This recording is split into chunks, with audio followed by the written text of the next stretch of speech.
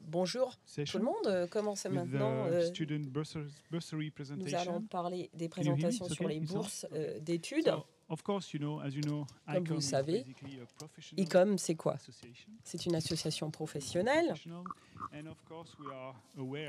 Et nous savons qu'il y aurait des collègues à arriver. Et c'est pour ça que nous avons inclus cette séance qui est vraiment dédiée aux étudiants qui voudraient peut-être devenir membres d'ICOM. Donc pour la suite, j'invite d'autres personnes à demander, à se postuler, pour vraiment devenir membre de l'ICOM. C'est un profil assez spécifique, comme vous le savez, mais c'est important. Donc je suis ravie parce que cette année, nous avons 4 étudiants avec nous, 4 étudiants qui vont profiter de la bourse d'études. Et ce qui est exceptionnel, c'est qu'ils viennent tous des 4 coins du monde. C'est évidemment l'objectif d'ICOM d'avoir une perspective globale. Comme j'ai dit, nous sommes ravis que vous soyez avec nous. Et vous êtes tous dans la salle, c'est encore mieux. Donc, pour commencer, j'appelle Sayed Mudassir Ali, qui a fait un master de sciences en muséologie et maintenant travaille vers son doctorat à l'Institut indien du patrimoine. Donc, à vous, monsieur.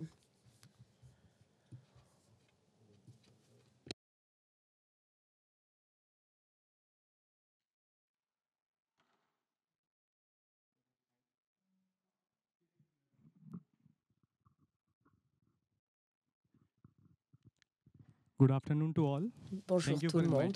Merci de m'avoir invité. C'est un vrai honneur d'être parmi vous. Je vais vous parler aujourd'hui du renforcement de la durabilité, de la diplomatie culturelle à travers l'échange collaboratif dans les musées d'histoire naturelle. Donc commençons. Les musées partout dans le monde sont essentiels, comme vous savez, à l'éducation, à l'étude et à l'implication du public. Donc aujourd'hui, tout va très très vite et on fait énormément de dommages à la biodiversité. Donc c'est important que les musées partout dans le monde commencent à travailler de façon plus efficace. Dans le contexte du développement durable, les musées ont une position assez unique pour pouvoir contribuer à la compréhension de la biodiversité. Ils facilitent l'échange des collections et les musées peuvent favoriser une collaboration internationale pour embellir le partage de connaissances pour justement faire face au changement climatique, la perte d'habitat et l'érosion. Donc moi, je veux enquêter sur le rôle de l'histoire, de musées d'histoire, dans le développement durable et la difficulté de vraiment faire face à tous les problèmes dans les musées. Donc c'est important pour l'avenir, si on peut favoriser et promouvoir une sensibilisation à travers les musées.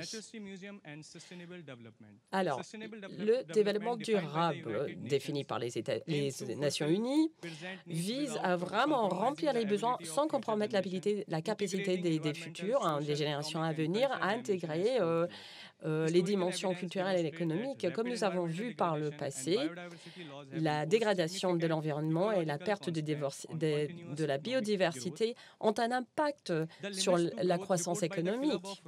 Le Metzger Growth, c'était par le Club de Rome en 1980, a souligné la nature des ressources et la rareté des ressources. Et les musées, maintenant, sont des institutions critiques qui vont faire la passerelle entre la connaissance et l'avenir, les stratégies à venir. Ces musées sont, je dirais, vitaux pour la dissémination de la connaissance scientifique et pour promouvoir le dialogue, pour essayer de conserver la biodiversité et tout ce qui est essentiel pour le développement durable. Les musées, alors, ce sont des agents de changement et qui ont influence sur les perceptions publiques et les politiques environnementales. À Bhopal, c'est le musée tribal et je pense pense que c'est l'un des meilleurs exemples d'un développement soutenable, durable. Leur intention est de promouvoir une façon de vivre qui est durable. Ils promouvoient les façons de faire comme nous avons fait par le passé. Et puis par le passé, on essaie d'éduquer les gens. On essaie d'éduquer les jeunes d'aujourd'hui sur la durabilité au niveau local. Le Musée naturel d'histoire a lancé une campagne qui s'appelle « Pendant notre vie ». Et ceci encourage les jeunes à soutenir une façon de vivre durable. L'initiative est une collaboration avec le ministère de l'Environnement, les forêts et le climat et le UNDP, avec l'objectif d'inspirer les jeunes pour qu'ils deviennent des champions de l'environnement. Et ça, partout dans le monde. Notre planète cassée, c'est une exposition au musée à Londres et ceci nous montre à quel point le musée peut faire participer le public dans les débats sur la planète. Et pour maximiser leur impact sur la durabilité, les musées doivent collaborer avec plusieurs secteurs sociétals, intégrant la biodiversité dans les politiques de développement. Cette intégration est crucial et peut aider à faire en sorte que la protection de la biodiversité soit centrale aux valeurs sociétaux. Les musées, aujourd'hui, sont impliqués tous les jours dans la diplomatie culturelle pour faciliter les échanges culturels et une compréhension entre les nations. Un exemple, l'implication des engagements entre les musées en Nouvelle-Zélande et en Chine qui promeut exactement ça, la coopération interculturelle. Le concept de cette diplomatie du musée est très important de nos jours. La pratique permet aux musées de participer de façon plus efficace dans les partenariats globaux pour encourager le dialogue et la compréhension. Alors, ceci par les actes d'échange collaboratifs permet aux musées d'enrichir leurs collections, bien sûr. Et ces activités fournissent une valeur au secteur culturel et aident les participants à participer dans tout ce qui fait pour promouvoir les actes de développement durable. Il faut promouvoir des partenariats, mais il faut aller plus loin. Il faut essayer de fermer l'écart entre les musées. Les musées doivent rester importants dans les relations entre les pays. Alors, les défis. C'est très bien d'avoir les échanges collaboratifs entre les nations, entre les musées, parce que c'est bénéfique. Il y a quand même des défis. L'un de ces défis, ce sont les contraintes logistiques et financières associées à la transportation des éléments fragiles. Il y a des considérations légales et éthiques également qui sont pertinentes. Il ne faut pas les oublier. Et en dépit de tout cela, ce sont des opportunités significatives pour les musées pour vraiment enrichir leurs efforts collaboratifs. Conclusion, l'échange collaboratif de ces collections est un outil puissant pour soutenir le développement durable, le partage et le fait de travailler ensemble sur les projets de recherche peuvent aider à favoriser la compréhension et la coopération interculturelle. Le monde est devant des crises et des défis culturels de plus en plus forts. Le rôle des musées dans la promotion de la durabilité n'a jamais été si important. Il faut accepter ces défis, travailler ensemble pour construire un avenir plus harmonieux pour tout le monde. Merci beaucoup.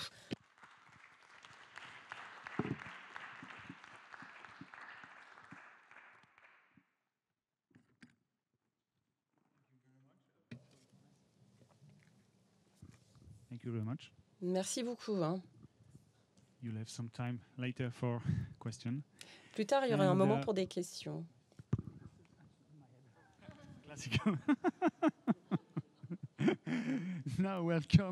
Et maintenant, nous allons accueillir Yu Chen, qui est étudiante en master en agriculture, dans les économiques agricoles, avec un double majeur dans le changement climatique et le développement durable à l'Université nationale de Taïwan.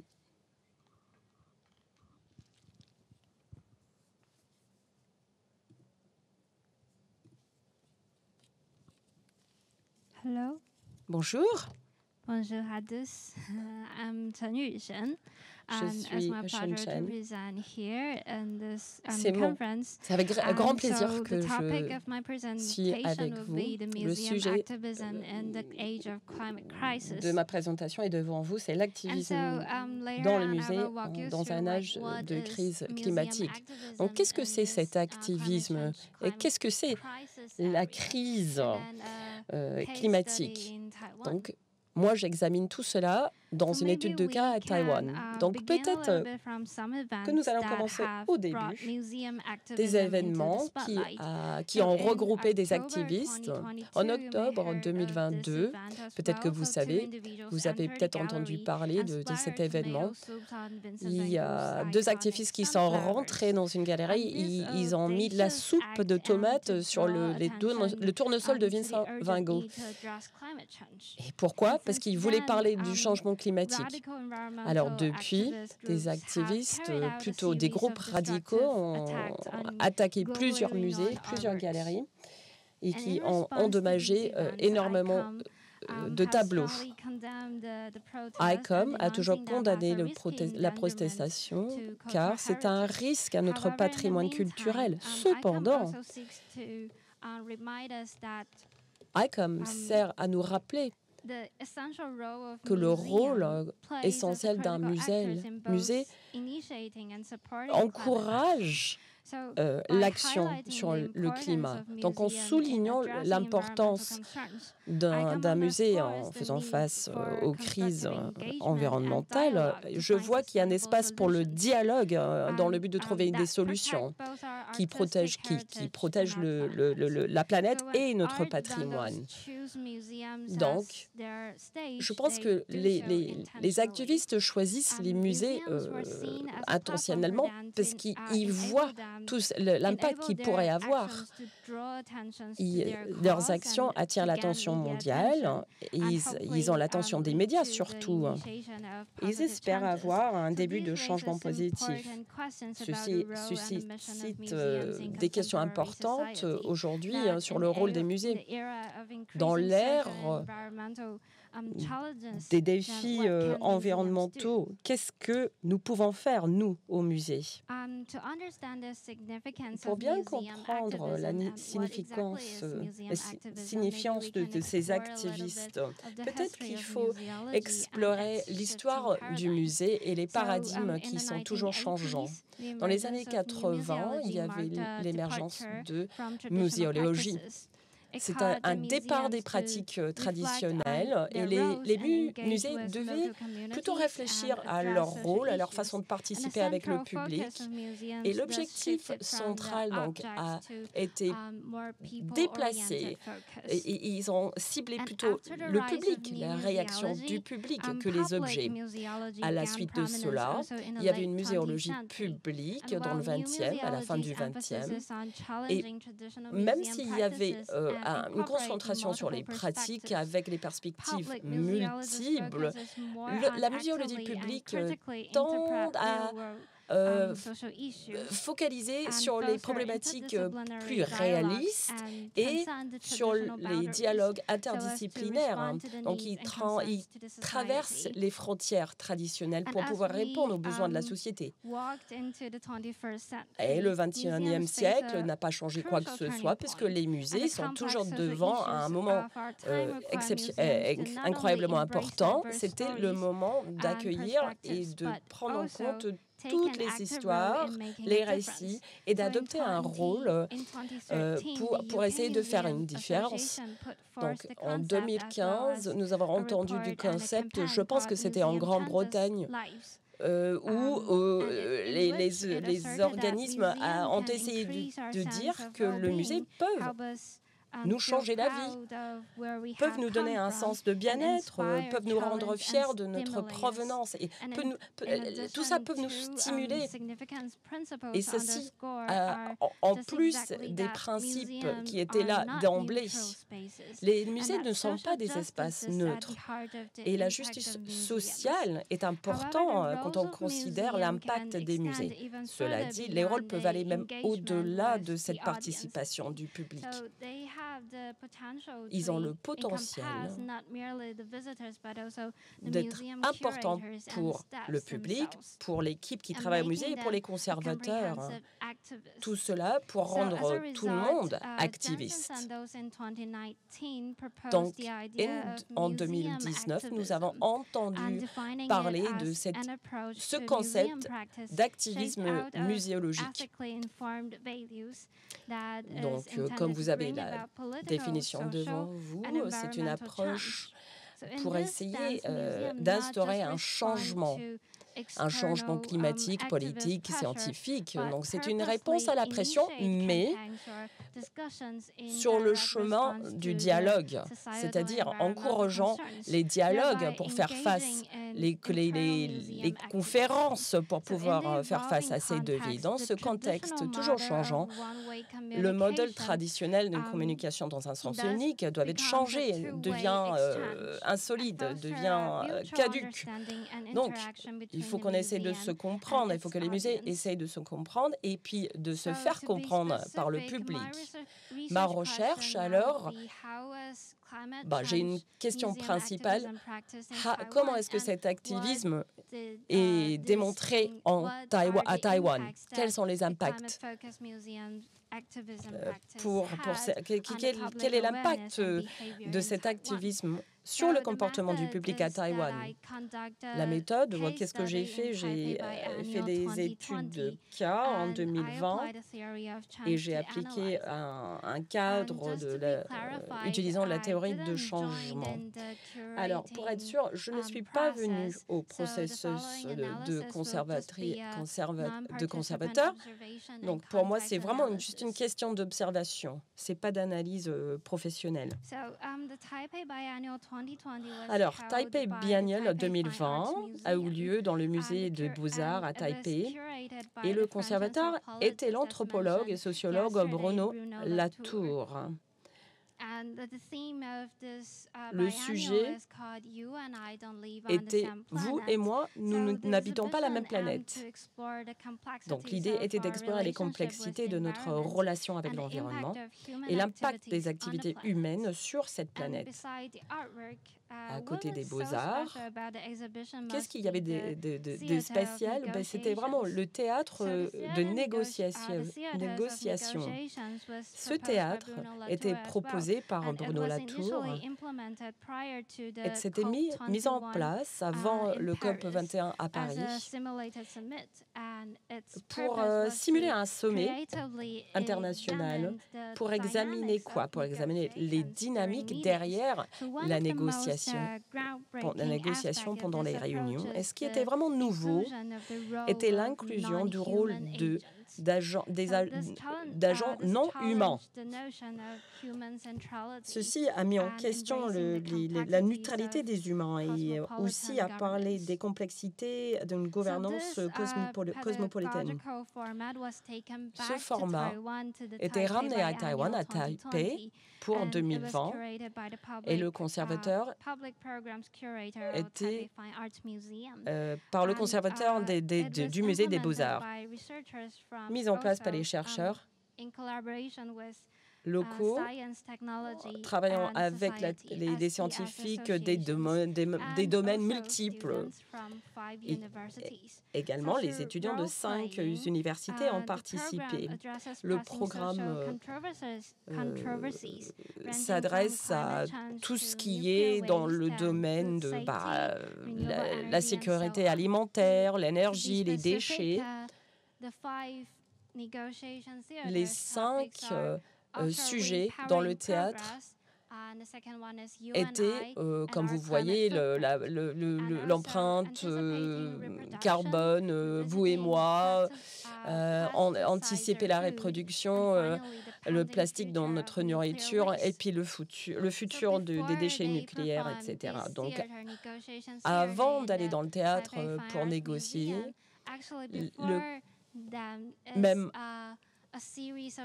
avant cela, avant la participation dans le théâtre, il y avait toute une série de débats dans les 5 universités. Ça faisait partie du cursus. Après énormément de formations et de débats, ils ont décidé de énoncer certains édits, certains éléments d'importance. Ils voulaient parler justement de leur énoncé de mission, parler de ce qui était important dans les questions qui avaient été posées depuis un certain temps. Donc ici, c'était vraiment pour évaluer le process et analyser les chemins, les voies qui peuvent nous amener à cette intervention activiste. Il y a 3 niveaux. Il y a un niveau individuel. Là, c'est vraiment où on parle de l'institution et la sensibilisation dans l'éducation. Et en mettant en place ce cadre dans le théâtre, dans le musée, pendant le biennial 2020, je pense que nous pouvons glaner quand même des leçons importantes. L'intégration du théâtre et utilisant ça dans les cursus scolaires donne aux enfants des capacités et des connaissances pour qu'il n'y ait pas de fin à l'apprentissage, pour qu'il continue et ça cultive une connaissance et incite les participants à se comporter comme activistes, à participer et à contribuer aux politiques de leur pays. Il y avait un niveau institutionnel, il y avait des sujets un peu compliqués, bien sûr, des débats qui vont au-delà de l'émotion.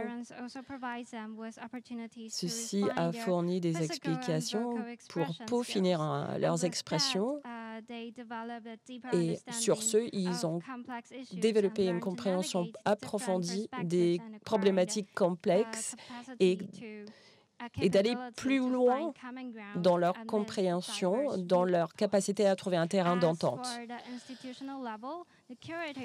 Au niveau institutionnel, les curateurs et le personnel travaillaient avec des étudiants du domaine de la science, la technologie et de la société. Ils ont créé une coopération interdisciplinaire qui allait au-delà du chemin du domaine spécifique. Et cela voulait dire que des gens d'un peu partout pouvaient venir à bord et contribuer au débat. Et nous avons vu énormément de résultats dans ce contexte. Et pour le 3e niveau, c'était l'éducation publique. Cette approche a favorisé un dialogue qui ensuite a encouragé une participation active. En mettant ensemble des voix différentes, nous avons réussi à créer une plateforme pour cette citoyenneté active. Donc, tout ceci a aidé à déclencher des débats partout sur le rôle d'un musée et sur l'activisme dans le musée. Nous devons absolument répondre à ce qui se passe en dehors de nos murs et de voir ce qui se passe dans le monde, mais il faut aussi qu'on considère ce que nous faisons nous-mêmes à l'intérieur du musée, parce que nous avons un impact. Le théâtre était là pour essayer d'approfondir la participation du public et leur compréhension de ce qui se passe vis-à-vis du changement climatique, mais nous avons besoin de faire des doublons, de répliquer cette exposition, de le mettre ailleurs qu'à Taipei pour vraiment assurer que tout le monde comprenne ce dont nous parlons. Merci beaucoup.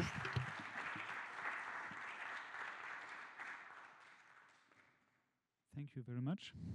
Now I will welcome Gilles Châtaignier. Alors j'aimerais maintenant souhaiter la bienvenue à Gilles Châtaignier. Elle est étudiante en muséologie. Elle est actuellement doctorante de l'Université du Québec à Montréal.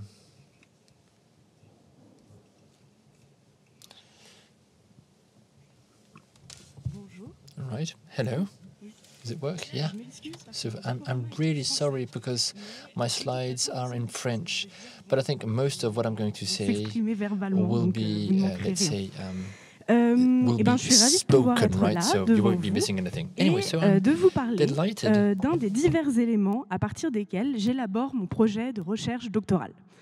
Aujourd'hui, je vais tenter d'aborder certains des enjeux entourant l'expérience esthétique qui est vécue lors de la rencontre avec les spécimens naturalisés dans les musées de sciences naturelles occidentaux.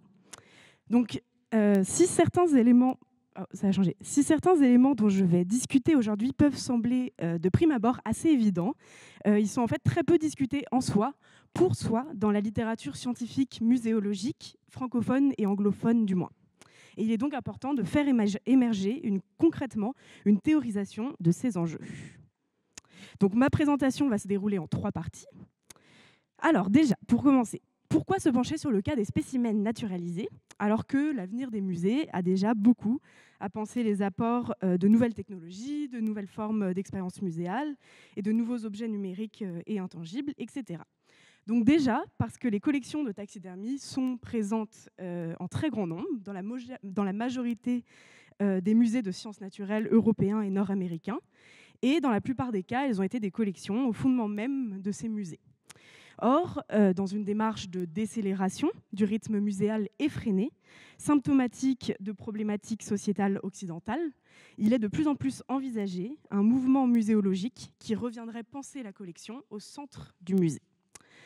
D'autant plus que la mise en valeur des collections tangibles, déjà conservées par les musées, apparaît de plus en plus comme une des nombreuses pratiques éco-responsables à entreprendre, allant ainsi à l'encontre d'une logique d'accumulation d'artefacts que l'on a longtemps cru pouvoir être illimitée, alors que non durable.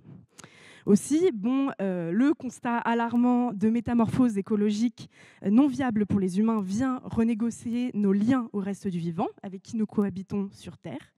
Et dans ce contexte, puisque les... Moins fort ou plus lentement? Plus lentement, ok. Ok. Et dans ce contexte, puisque les spécimens naturalisés offrent tout de même une rencontre avec un corps animal à échelle réelle, il demeure intéressant pour les institutions de continuer d'explorer le potentiel d'expérience esthétique qu'il permet aux visiteurs. Donc, est-ce que ça passe? Qu'est-ce que je dois montrer?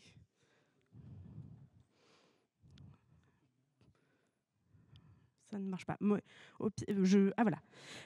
On observe des pratiques muséales qui tentent de réinterroger ces représentations de corps animaux pour faire émerger de nouvelles constructions du rapport au réel, de nouveaux modes d'appréhension du vivant, de nouveaux récits du vivant. Ainsi, continuer d'investir ces artefacts, d'accord, mais comment ? Comment les décisions entourant la mise en exposition de spécimens naturalisés peuvent être réfléchies pour qu'elles permettent à ces collections de soutenir adéquatement les discours muséaux contemporains.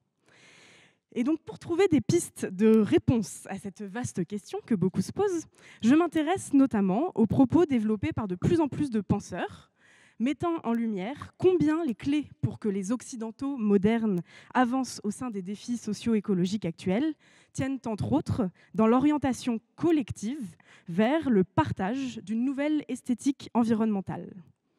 C'est-à-dire que le partage de manière autre de percevoir, de ressentir et d'apprécier la nature, lorsqu'elles sont sous-tendues par des valeurs de reconnaissance profonde de nos cohabitations avec de multiples autres espèces, induirait de fait des modes de vie attentionnés à nos écologies, mis à l'œuvre de manière incarnée et non juste appliquée. Donc, par exemple, dans son texte intitulé « Vers une véritable esthétique de l'environnement », la philosophe Émilie Brady défend « L'esthétique environnementale représente l'occasion de créer une esthétique écologique où les humains sont décentrés et deviennent des parties de la communauté écologique, Un tel engagement peut permettre une plus grande sensibilité à l'égard des qualités de l'environnement et une meilleure conscience de leurs valeurs. En prolongeant cette réflexion, Émilie Brady défend qu'une telle reconsidération de nos appréciations esthétiques collectives permettrait également de redistribuer le sentiment de légitimité d'apprécier l'environnement, d'apprendre à le connaître, induisant un accès plus inclusif aux préoccupations écologiques. Donc, Émilie Brady conclut donc « L'esthétique environnementale peut permettre de franchir des frontières entre sujet et objet, non-humain et humain, individus et communautés, privé et public, local et expert ». Et donc, je vous propose que pour les prochaines minutes, on se penche sur quelques éléments de réponse à la question « Comment la mise en exposition des spécimens naturalisés a participé à forger une certaine appréciation esthétique des animaux, allant à l'encontre d'une esthétique qui puisse être écologique et inclusive ».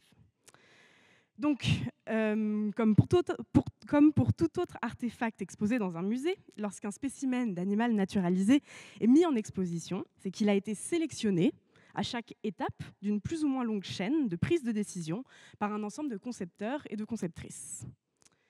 Et dans cette chaîne de décision, les concepteurs s'entendent sur le discours scientifique qu'un dispositif communiquera aux visiteurs. Or, il peut arriver que plusieurs spécimens présents dans la collection conviennent comme artefact support de ce discours. Et je m'intéresse à ce en quoi la sélection d'un spécimen, parmi tous ceux qui correspondent à un même discours scientifique, est toujours au moins partiellement basée sur des critères d'appréciation esthétique visuelle de la forme animale, cette forme animale que porte le spécimen. Parce que loin d'être objective, immuable et universelle, il s'avère que l'appréciation visuelle d'un animal est en fait toujours notamment influencée par un jeu de valeurs socioculturelles qui sont partagées à une époque donnée au sein de la société à laquelle appartient la personne qui regarde. Donc, par exemple, dans le travail de mon master, j'avais fait une revue de littérature pour répartir en 4 grandes catégories les paramètres qui, en Occident, vont être plus ou moins valorisés. Les qualités expressives de l'animal sont-elles plus ou moins valorisées par l'humain? Donc je veux parler par exemple des couleurs de son pelage, de la présence d'ornements comme de bois, mais aussi de si ces bois sont symétriques, si le corps correspond plus ou moins à ce que l'on a estimé être dans la moyenne. L'animal partage-t-il plus ou moins de caractéristiques communes avec l'humain? Par exemple le fait d'être bilatérien ou d'avoir des mains. La rencontre avec cet animal est-elle plus ou moins familière? Par exemple, est-ce que l'animal est plutôt perçu comme exotique ou comme banal? Et enfin, l'animal a-t-il été associé à des qualités symboliques ou culturelles qui peuvent surgir dans les affects de la personne regardante dès la reconnaissance de la forme animale? Et ainsi, la manière dont ces paramètres sont valorisés à un moment donné vient imprégner chaque étape de toute une suite de décisions prises par différents acteurs. Le scientifique ou le chasseur, lorsqu'il choisit lequel de 2 individus d'une même espèce il va collecter sur le terrain.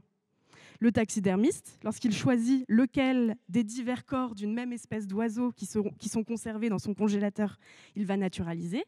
Le visiteur, lorsqu'il va davantage s'arrêter devant l'ours polaire que devant le blaireau dans la salle d'exposition. Voilà. Donc finalement, s'il y a des animaux qui sont présents dans les musées, il y en a d'autres qui ne le sont pas.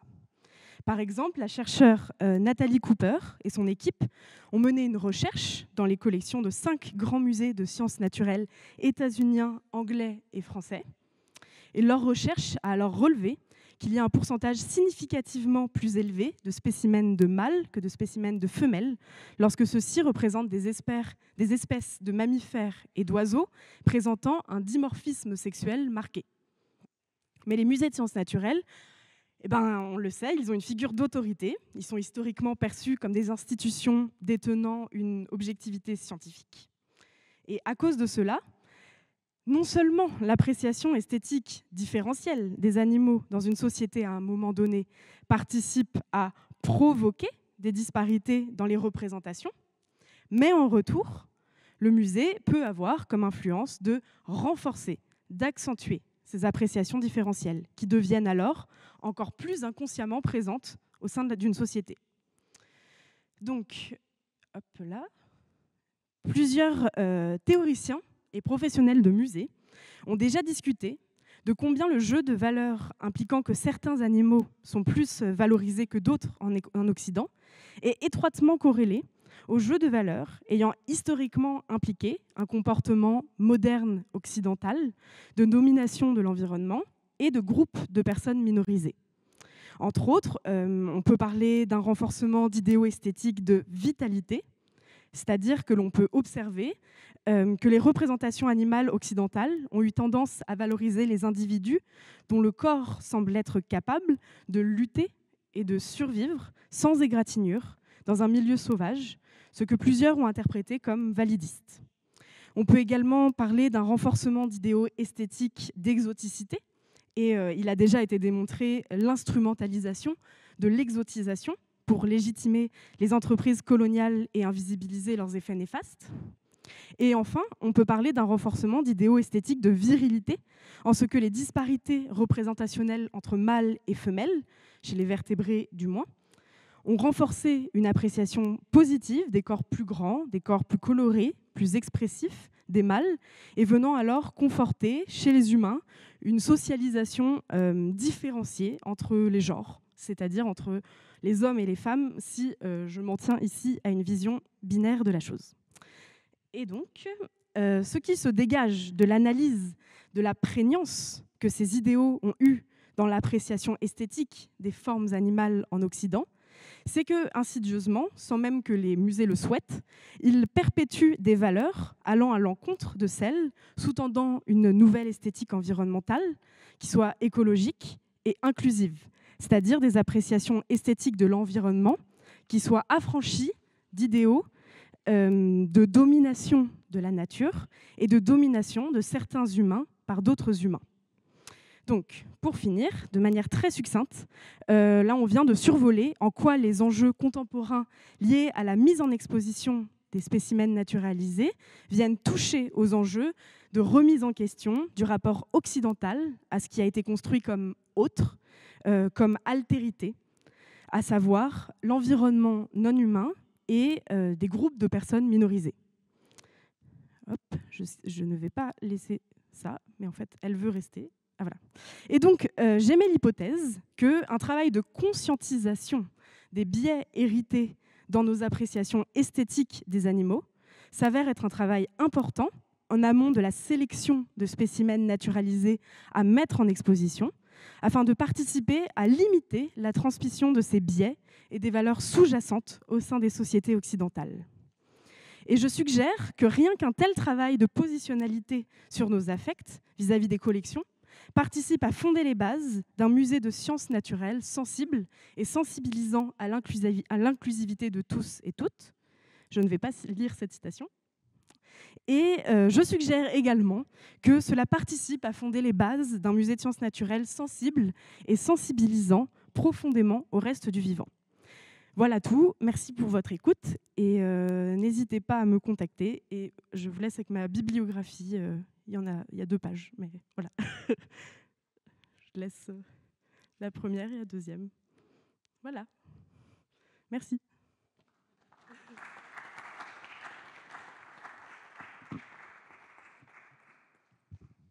Thank you very much, and also for being really precise with the time.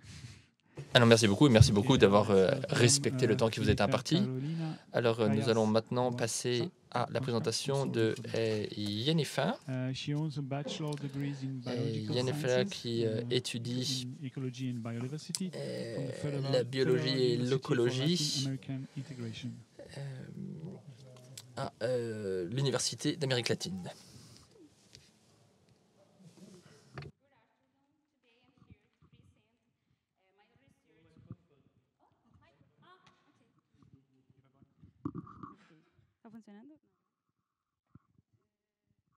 ¿Está escuchando? Ah, ok. Good afternoon. Today I'm here Bonjour. To present my research. Aujourd'hui, je vais vous présenter ma recherche, qui est un projet que je développe dans mon programme de master, où j'analyse la biodiversité dans les récits des NHM, c'est-à-dire les musées d'histoire naturelle.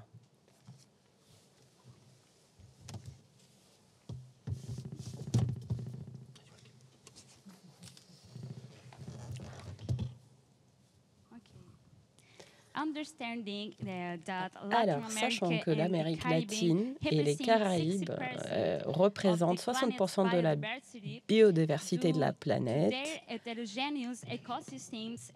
en raison de leur écosystème hétérogène, de leur géographie et de leur climat varié, elle compte 6 des pays les plus diversifiés au monde. Le Brésil, qui se classant au premier rang, et la Colombie au troisième. En plus d'être deux pays méga divers, ils sont également multiethniques et multiculturels. C'est pourquoi ils sont au centre de nos recherches. Étant donné que la crise climatique actuelle affecte directement la biodiversité et compromet le fonctionnement de la planète, il est essentiel de la protéger. Bien que la biodiversité ait une valeur intrinsèque, une gestion anthropique inadéquate a conduit à la protéger sur la base des valeurs assignées, telles que la valeur économique liée aux services écosystémiques et les valeurs immatérielles qui émergent de l'interaction entre la nature et l'humanité. Pour les peuples autochtones et les communautés locales, alors, la biodiversité a une valeur symbolique et spirituelle qui façonne leur identité et leur patrimoine culturel, ainsi que des connaissances traditionnelles pour une gestion durable de la nature, des usages médicinaux, agroécologiques, gestion des incendies, etc. Par conséquent, la conservation du patrimoine bioculturel est essentielle pour la durabilité sociétale et le bien-être de la protection de la biodiversité.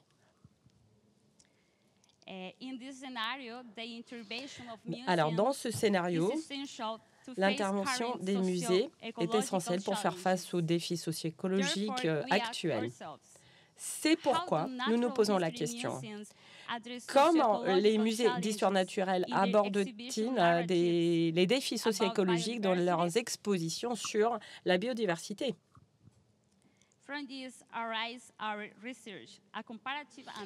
C'est de cette question qui découle notre recherche. C'est une analyse comparative des récits sur la biodiversité dans deux musées et universités situés dans les deux pays les plus grands des Amériques, c'est-à-dire le Brésil et la Colombie.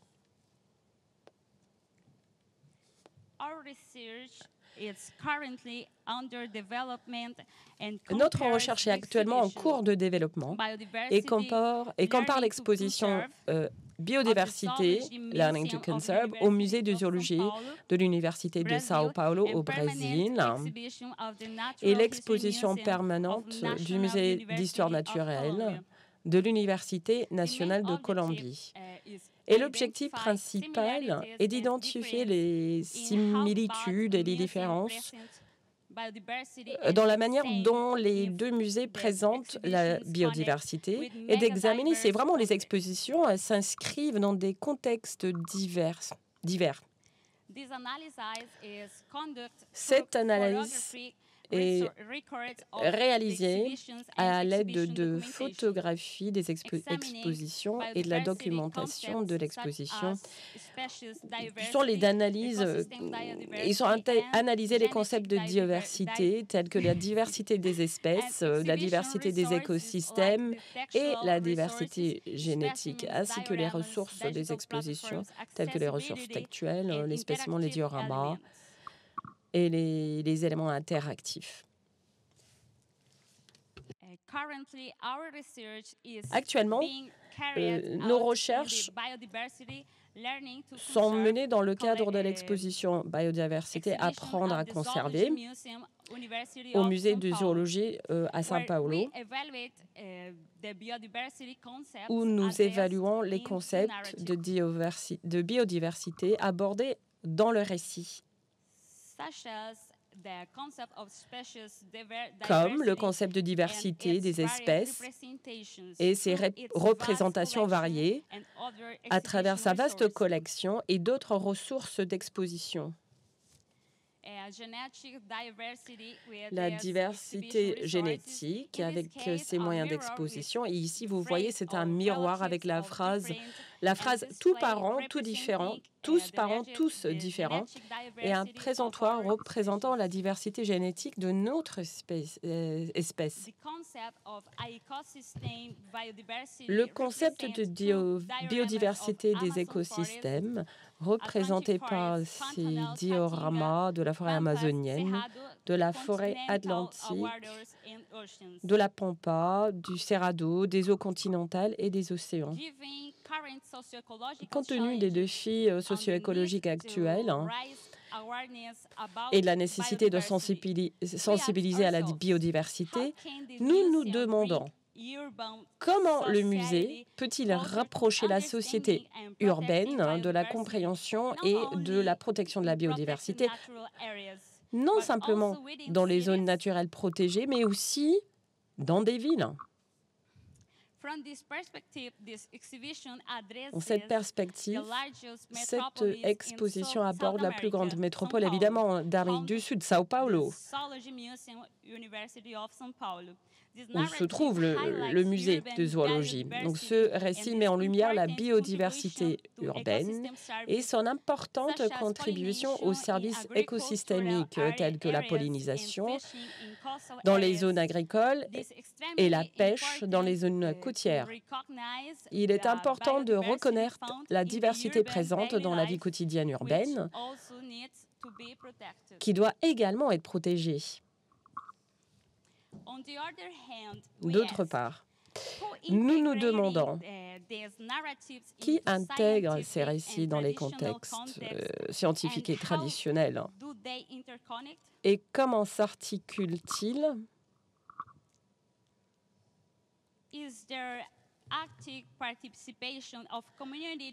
Les communautés qui ont une relation directe, on va dire, avec la biodiversité, participent-elles activement aux expositions du musée d'histoire naturelle ?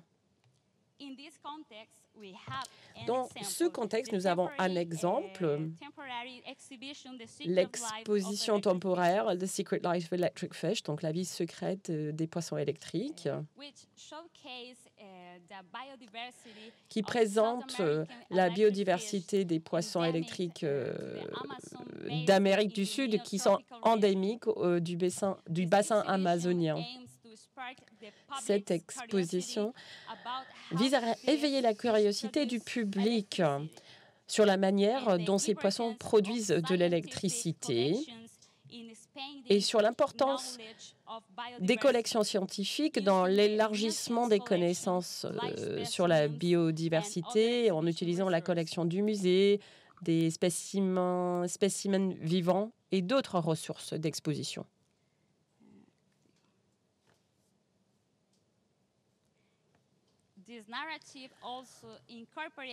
Ce récit intègre également une perspective bioculturelle. Il met en scène les communautés locales d'Amazonie qui même entretiennent une relation avec cette diversité de poissons qui représente une valeur symbolique, comme le montrent les dessins du peuple Apka-Waura. Il souligne également la contribution de ces poissons à la société contemporaine grâce à des études sur l'électricité et des batteries basées sur leur physiologie qui ont conduit à d'importantes avancées technologiques.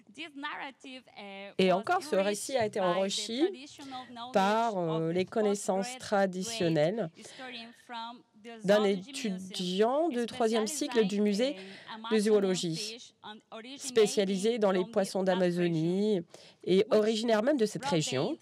Et ceci a élargi la vision de la biodiversité en incorporant la perspective des communautés locales et leur interaction avec ces espèces, soulignant leur importance pour la durabilité.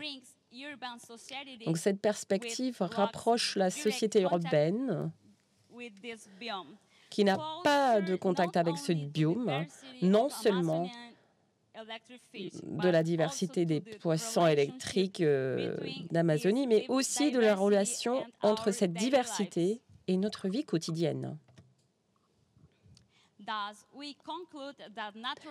Nous concluons donc que les récits des musées d'histoire naturelle peuvent être socio-biodiversité dépassant l'objectif biologique hégémonique et incorporant des perspectives culturelles et écologiques pour générer une compréhension plus profonde de la biodiversité. À l'Université de São Paulo, ça a été présenté, où il y a la promotion de l'inclusion de la connaissance ancestrale et le soutien à la durabilité par le biais des récits et des musées peuvent accroître la sensibilisation et l'action en faveur de la protection de la biodiversité. Nous avons besoin de récits, des récits qui nous rappellent que nous faisons partie de l'écosystème et qu'il est de notre ressort d'agir pour protéger la biodiversité. En encourageant les critères qui mènent à des actions concrètes. Il est de la responsabilité des musées de diffuser ces perspectives afin de refléter et de promouvoir les possibilités durables d'atténuer les impacts anthropogéniques et d'offrir de nouvelles perspectives pour l'avenir. Merci beaucoup.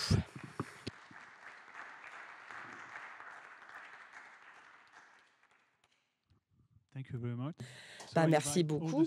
Donc, j'attends à ce que tous les orateurs reviennent sur scène, s'il vous plaît, pour les questions.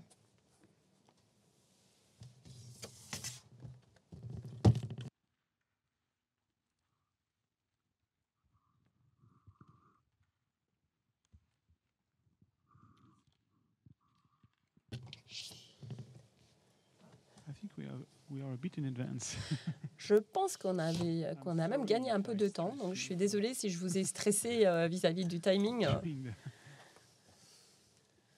Okay. So,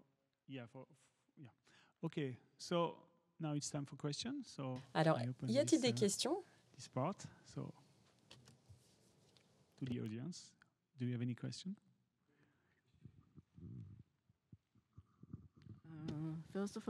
Tout d'abord, merci beaucoup de ces propos fort intéressants.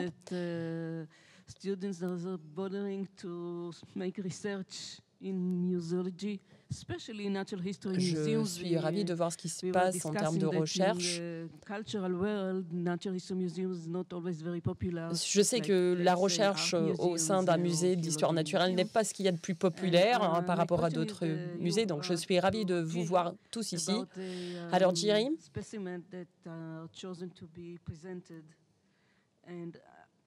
je veux vous parler des spécimens qui vont être présentés. Alors, nous avons un argument. Nous avons un argument sur qui devrait décider sur le format de l'exposition. Est-ce que c'est le concepteur ou est-ce que c'est le décorateur, etc. Donc parfois, il y a un peu de débat entre les deux. Parce que le concepteur, le designer aimerait bien faire comme il voudrait, que ce soit tout beau, tout belle, avec l'esthétique en place. Et parfois, nous avons besoin un peu de mettre la main dessus et dire si nous voudrions envoyer un message, il faut peut-être montrer la réalité, donc un artefact qui n'est pas très beau. Et la question est pour qui? C'est peut-être pour Jill ou Jennifer.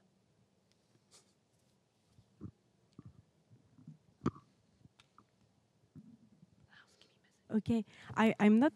Non, en français, je suis pas tout à fait sûre. Ok. J'attends que le casque soit installé.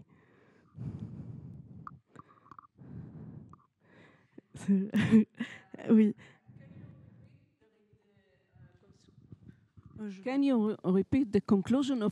Est-ce que vous pourriez répéter la conclusion de votre recherche où vous avez parlé du rapport, du lien entre le designer et le conservateur sur la prise de décision, sur ce que vous allez exposer? Oui. Alors, je vais essayer de répondre à la question.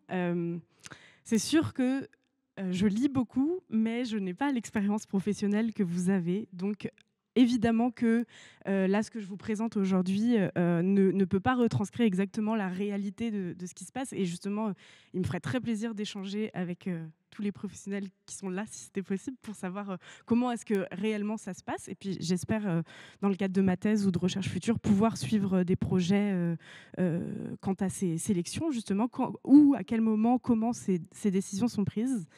Je parlais de manière assez générale, justement, parce que je ne sais pas exactement, et je pense que c'est du cas par cas, qui prend cette décision.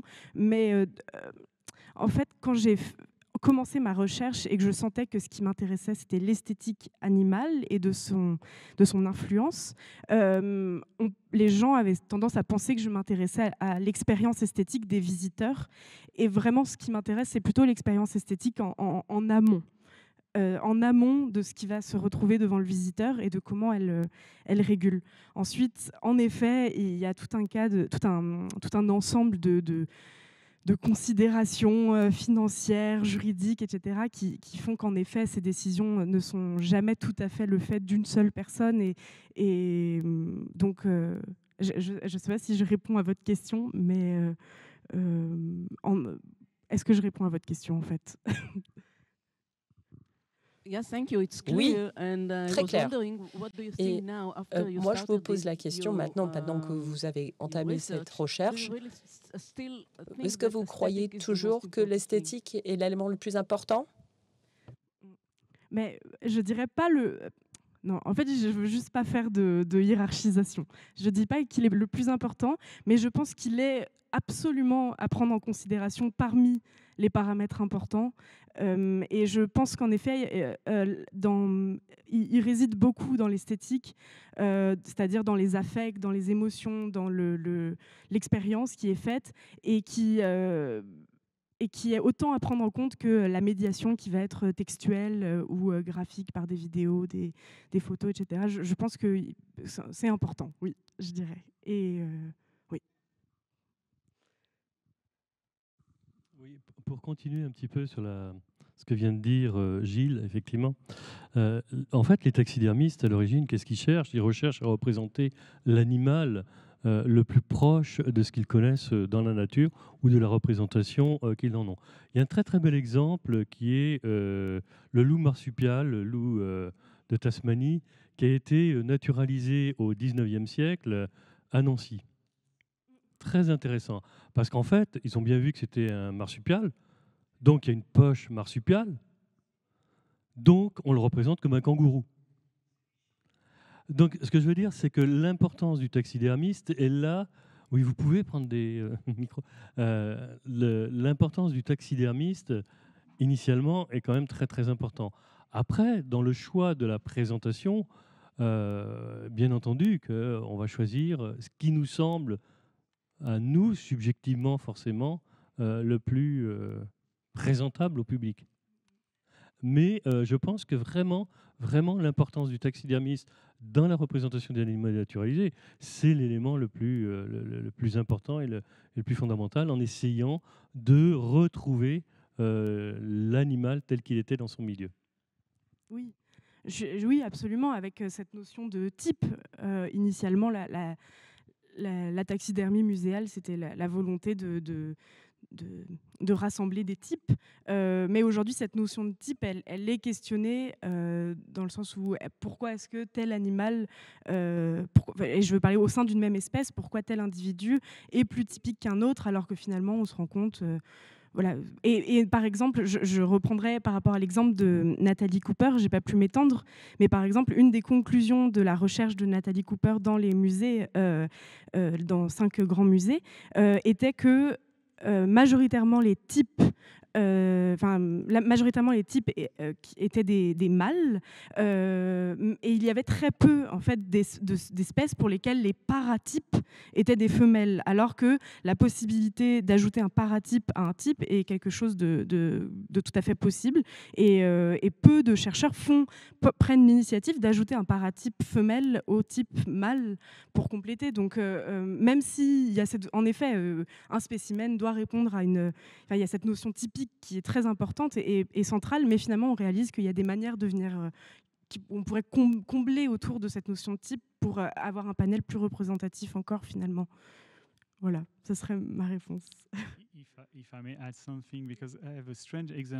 Si je peux ajouter, je voudrais ajouter, en fait, j'ai dans mon discours représenté, vous savez, cette image de l'anthropocène avec des seins sur le bois.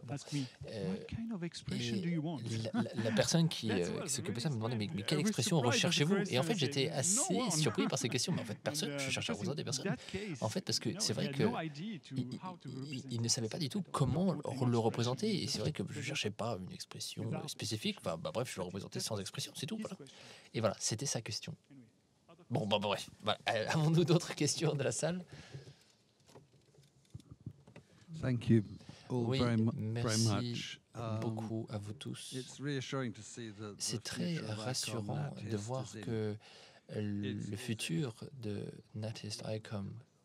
Et là, je m'entends parler là, c'est stressant. C'est super de se dire que le futur de Natist ICOM est en bonne main. J'ai une demande plus qu'une question pour Yennefer. Comment pouvons-nous nous rapprocher plus de la vie secrète des poissons électriques? Est-ce qu'on a des études ou des écrits à ce sujet? Parce que j'aimerais vraiment savoir comment les poissons électriques sont attirés l'un par l'autre. Voilà. Et après, on avait la question de Uwe un peu plus tôt concernant la langue. Et c'est vrai que quand on prend la communauté ICOM en Amérique latine, est-ce que c'est une communauté lusophone, hispanique, ou est-ce qu'il y a aussi la communauté anglophone et francophone des Caraïbes qui est prise en compte? Voilà, c'est une question spécifique. Et j'ai une autre question pour Taipei, parce que la notion de vandalisme est tout à fait intéressante. Nous avons des artistes vandales qui, comment dire, est devenu une icône de créativité, Banksy, oui, au Royaume-Uni. Avez-vous ce type d'art créatif à Taïwan? Et en lien avec l'aspect plus politique du vandalisme dans l'art, avez-vous comment dire, abordez-vous la controverse de la financiarisation ou du financement de ces expositions, ou est-ce que c'est fait uniquement par l'État? Enfin bref, il y a beaucoup de questions, je suis désolé, j'espère que vous saurez faire le tri. Je peux tenter de traduire en espagnol. Comment est-ce possible de connaître los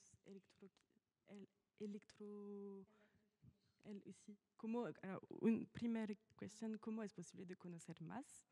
Y segunda, ¿cuáles están los idiomas en ICOM, América Latina? Voilà, los idiomas hablan.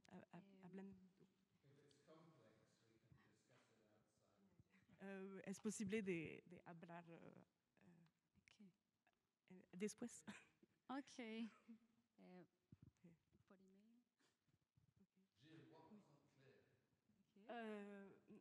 What wasn't clear? ICOM Latinoamérica habla español. Latinoamérica. Ajá, habla español. ICOM. ¿Está escuchando? Sí. ICOM no hay traductor. ¿Español? Español. ¿En todos los países? Español, América Latina, excepto Brasil. Brasil e com Brasil, português, Latin American, Caribbean, Spanish, Paraguai tem have Spanish and Guarani. Alors, dans certains pays, on a l'espagnol, le guarani, au Paraguay notamment. C'est la langue native du Paraguay. Pardon, nous n'avons pas le micro. Caribe. ¿Cómo están representados en esta? ¿En el ICOM? Sí, pienso, Latinoamérica. Sí, Latinoamérica incluye a Caribe también. Okay. Thank you. Thank you. I thought it was a simple question. Electric fish, ellos tienen... Je ne sais pas trop parler espagnol non plus. Amiga, Electric Fish, Aquarium of São Paulo. Es Museo de Zoología y el Acuario de São Paulo. Okay. Aquarium de São Paulo. Mais pour connaître les electrofiches, il y a l'aquarium de Sao Paulo et le muséum de Sao Paulo. Si. Mais peut-être vous pourrez échanger, communiquer par écrit avec un traducteur en ligne. Yes, maybe we should go on because you had a second question. Oui, peut-être on peut continuer parce qu'il y avait une deuxième question concernant l'activisme.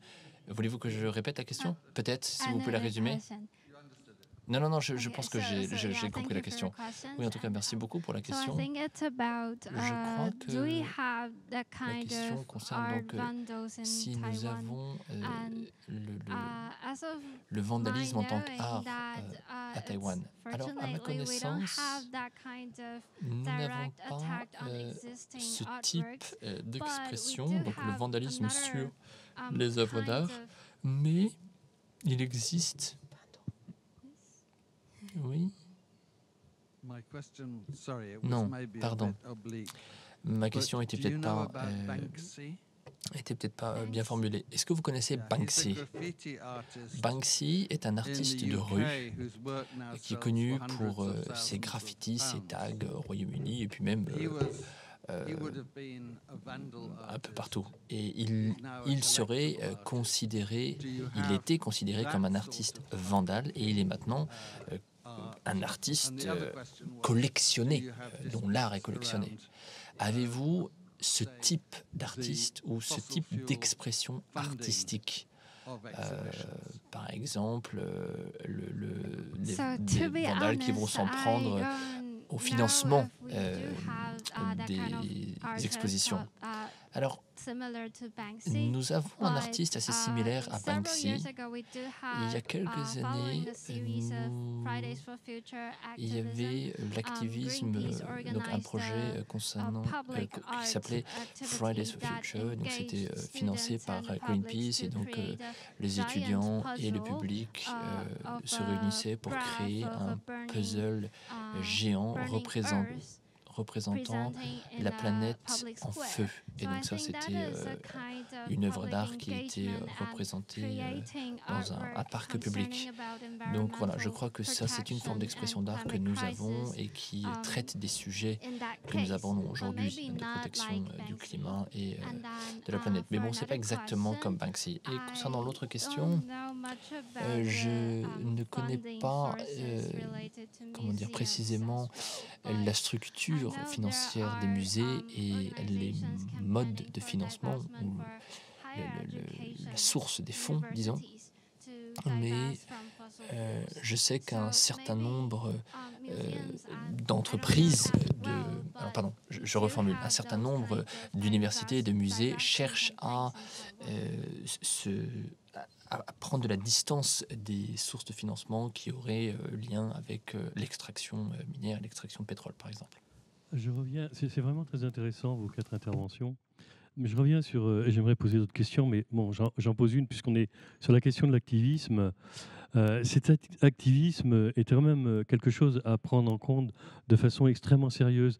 Elle reflète l'angoisse, l'anxiété de jeunes qui se posent quand même beaucoup de questions par rapport à ce qui se passe dans le monde.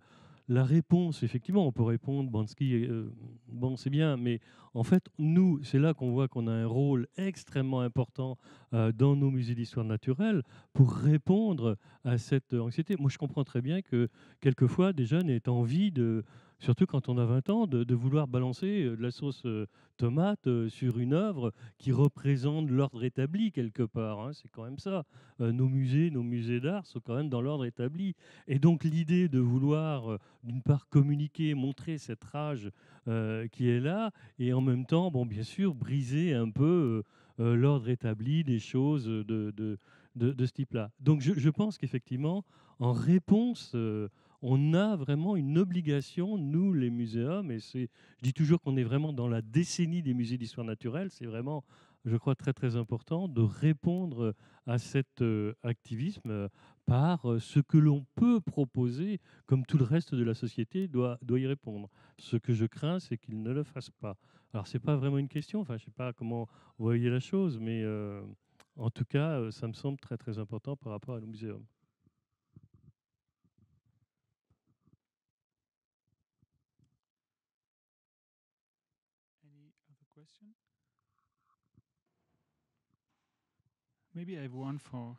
Alors, moi j'ai une question pour Shahid. Shahid, vous avez parlé du fait qu'une exposition peut être un outil de diplomatie culturelle. Est-ce que dans certains cas, cela pourrait représenter un danger parce que des décisions de ce genre sont prises au niveau de l'État, n'est-ce pas? Et l'objectif de la personne qui prépare l'exposition, si l'exposition est transposée dans un autre environnement culturel, ça pourrait représenter un problème d'ordre diplomatique, non? Qu'en pensez-vous?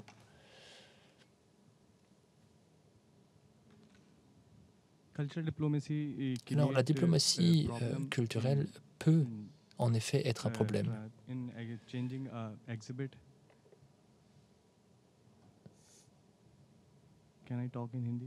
Je peux parler hindi? Oui.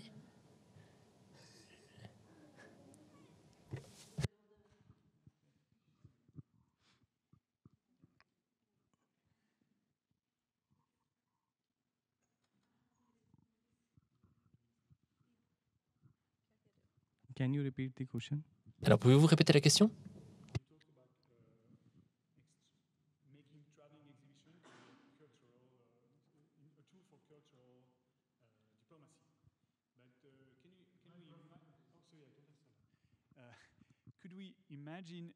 Pouvons-nous imaginer des occurrences où ce genre de diplomatie culturelle, donc par exemple les expositions baladeuses qui passent d'un pays à l'autre, pourraient représenter un problème du fait du contenu de l'exposition?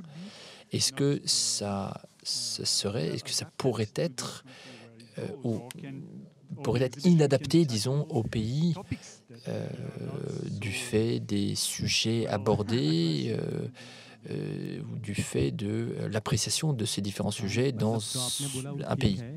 Problem हो सकती है एग्जीबिशन को ट्रांसफ़र करने में, मगर museum already ऐसा काम कर रहे हैं. जैसे मैंने एग्जांपल दिया था, न्यूजीलैंड एंड चाइना मिलकर डिप्लोमेसी कर रहे हैं. एक एग्जीबिशन उन्होंने मिलकर लगाई है जिसको टेराकोटा म्यूज़ियम टेराकोटा एग्जीबिशन उन दोनों ने मिलकर लगाई थी. और ऐसे एक्सचेंजेस हो सकते हैं अगर पॉसिबिलिटी हो. Alors, ce qu'il dit, c'est qu'en effet, il y a des problèmes liés à ces transferts d'exposition. Mais comme il a donné l'exemple de la Nouvelle-Zélande et de la Chine, eh ben, ça peut se faire quand même. Et il y a des possibilités, il y a des opportunités. Donc c'est vrai qu'on n'a pas d'exemple en Inde concernant les muséums, mais il y a beaucoup d'exemples, alors maintenant c'est moi qui réponds, hein. Il y a beaucoup d'exemples de muséums qui font des échanges d'expositions et pas uniquement du point de vue de la culture, oui. Mais c'est vrai que comment dire, quand on fait ces transferts si on a un partage, on va dire, d'un espèce de socle culturel, ça facilite. Mais donc, en tout cas, on voit que ces transferts et ces échanges se font. il y a des défis, bien sûr, liés à ces échanges. Et nous avons des collaborations avec, par exemple, avec le British Library, avec le British Museum, avec le musée Victoria Albert. Et on a également un autre musée d'histoire naturelle. Donc, en fait, on travaille avec celui-là. Voilà. Non, mais puisqu'on est à Nantes, il y a un exemple qui est quand même un exemple qui a été repris très récemment par la presse. C'est une exposition sur Gengis Khan par le musée d'histoire. Le musée d'histoire, a voulu faire cette exposition sur l'empire mongol au temps de Gengis Khan. Il s'est adressé pour ça à des musées de Mongolie intérieure, donc en Chine continentale. Et donc, ils ont bien avancé en termes de prêt d'objets, de contenu, de titres même. Mais tout ça s'est passé sous les fourches caudines de Pékin, du gouvernement de Pékin, qui a demandé à réécrire le scénario, qui a demandé à changer le titre pour qu'on ne paraisse pas comme étant un empire, parce qu'il n'y a qu'un seul empire, c'est l'empire actuel en Chine, et donc a obligé finalement à abandonner l'idée d'une exposition sur Gengis Khan avec la Mongolie intérieure. Qu'est-ce qu'il a fait, donc notre cher collègue du musée d'histoire, qu'est-ce qu'il a fait? C'est très simple. Il est allé voir la Mongolie, la République de Mongolie, avec qui il a pu effectivement monter cette exposition.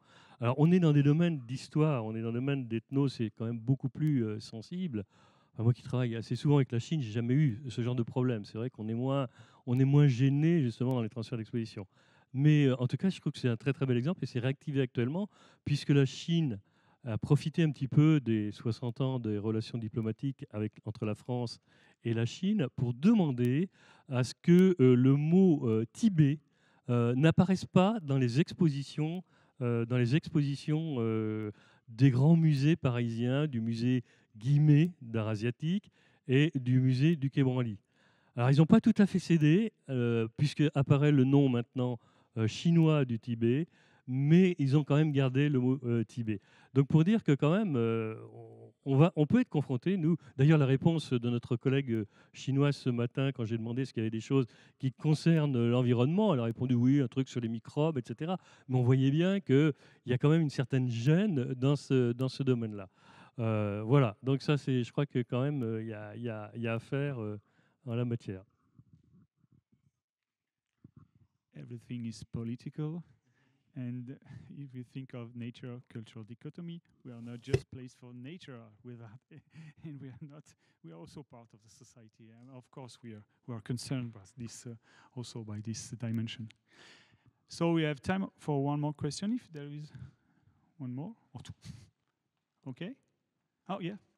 Pardon, excusez-moi. Nous sommes presque à la fin de cette séance. Il y en a un moment pour une seule question. Donc, Jennifer, j'ai beaucoup aimé le terme la biodiversité, socio-biodiversité. Ça m'a beaucoup plu. Donc, est-ce que vous savez comment l'université à Sao Paulo, comment l'université travaille avec des communautés indigènes? Parce que j'ai lu récemment que le Musée national à Rio va travailler plus étroitement avec les communautés indigènes. Est-ce que vous en savez un peu davantage? Et si c'est le cas, est-ce que vous pourriez nous en parler? Vous pourriez même le faire en espagnol et moi je vais traduire. Dites-la, madame.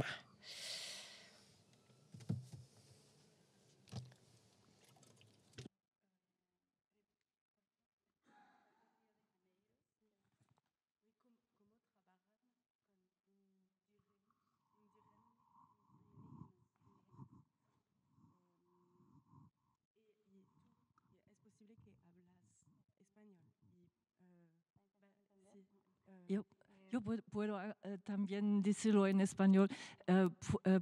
¿Sabes un poco más cómo funciona la cooperación entre las comunidades indígenas en el museo en la Universidad de Sao Paulo o con el Museo Nacional en Río de Janeiro?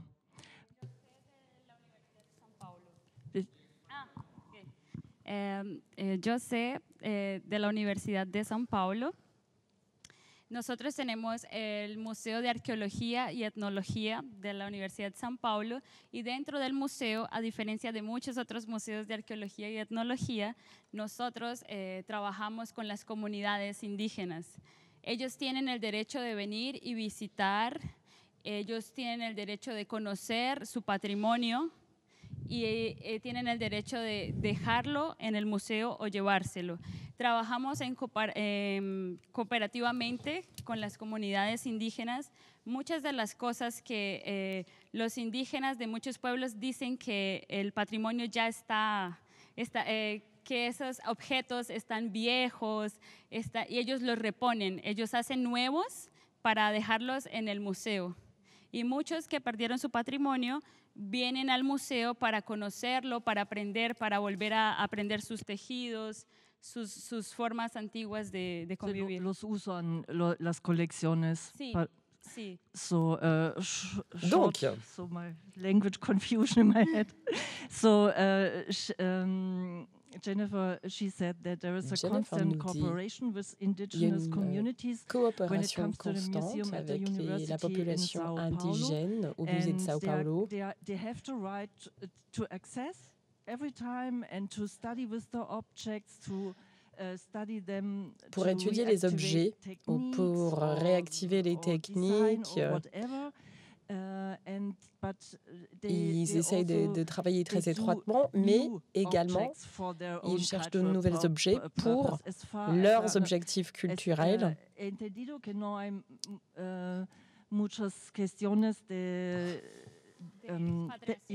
De repatriación o expatriación.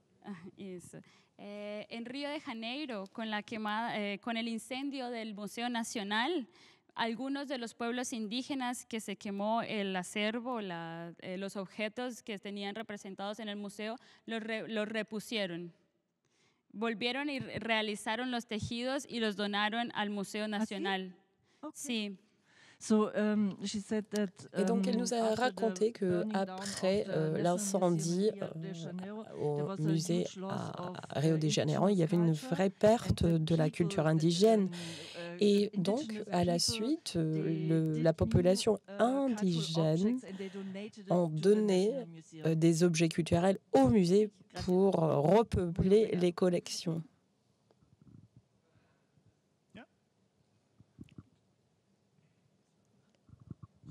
Merci.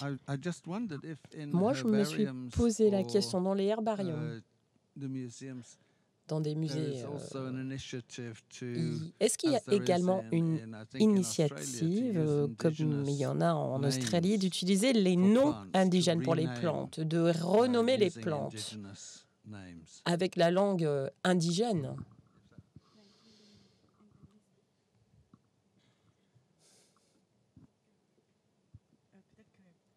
Madame pourrait traduire peut-être.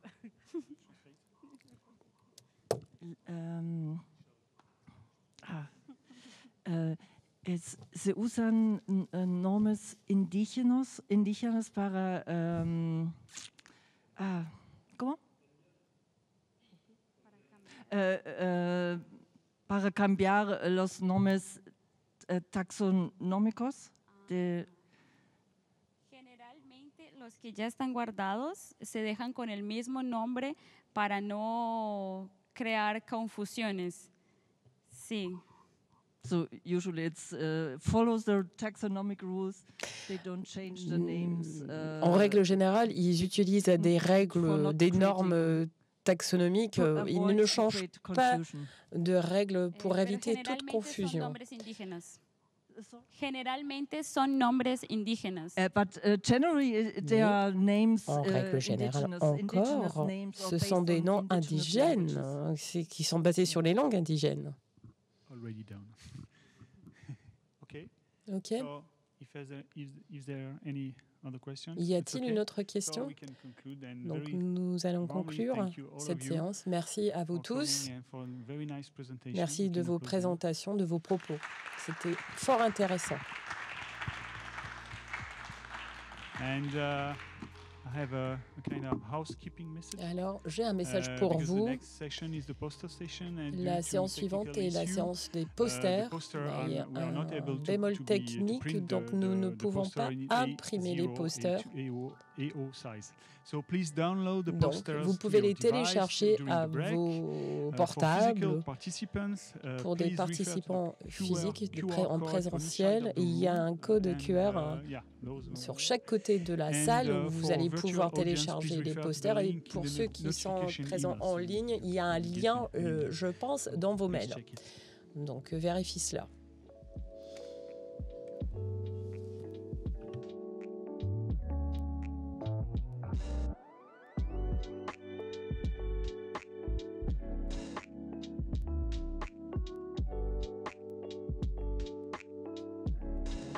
L'estuaire de la Loire samedi matin.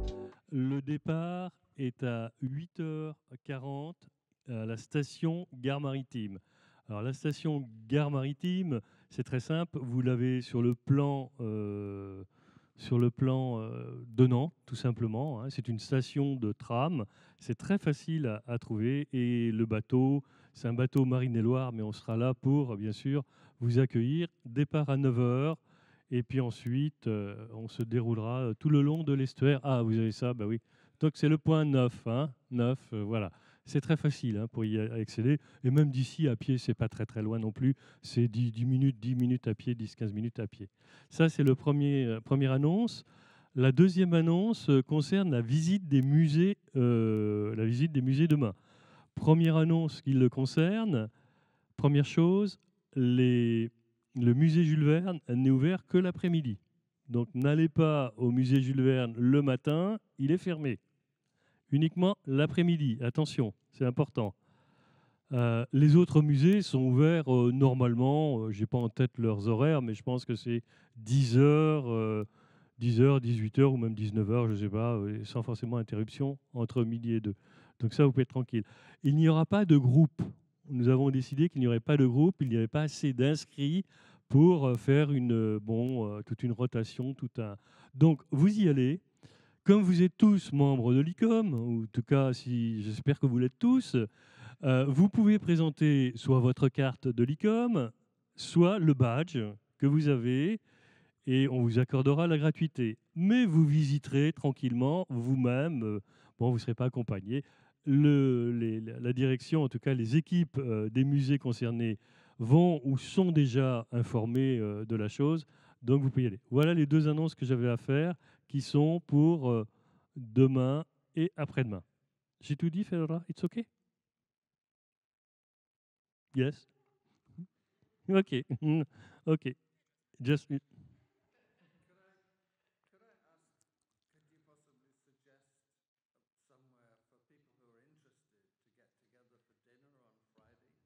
Ah.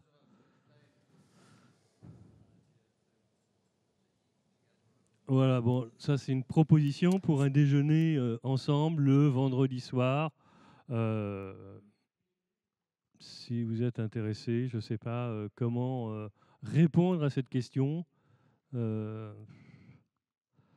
sais qu'il y a des groupes qui se forment. Et après, nous avons beaucoup de possibilités de restaurants autour du musée. C'est assez facile. Après, nous avons organisé rien d'organisé pour vendredi soir, parce que sans savoir exactement le nombre de personnes intéressées. Mais l'annonce peut être faite, je fais l'annonce. Après, peut-être que le plus simple, c'est qu'on aille vous voir, et ceux qui restent vous le demandent. Je crois que c'est peut-être la chose la plus simple à faire. Ok, c'est un break avant la session poster. Ok.